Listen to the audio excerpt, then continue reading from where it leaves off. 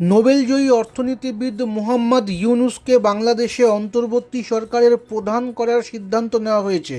বাংলাদেশের রাষ্ট্রপতি প্রেস সচিব জয়নাল আবেদিন সংবাদ মাধ্যম প্রথম আলোকে মঙ্গলবার রাতে একথা জানিয়েছেন।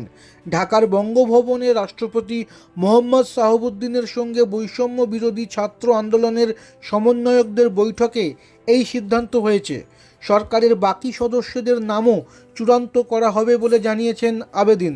সোমবার প্রধানমন্ত্রী পদ থেকে ইস্তফা দিয়ে বাংলাদেশ ছেড়েছেন শেখ হাসিনা।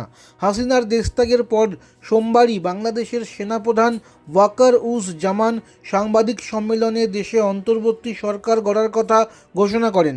তারপরেই এই সরকারের প্রধান কে হবেন তা নিয়ে জল্পনা শুরু হয়। এই পরিস্থিতিতে কোটা সংস্কার আন্দোলনে অগ্রণী ভূমিকা নেওয়া বৈষম্য বিরোধী ছাত্র আন্দোলনের শীর্ষ সারিতে থাকা ছাত্রনেতারা জানিয়ে দেন, অন্তর্বর্তী সরকারের প্রধান হিসেবে তারা ইউনূসকেই চান।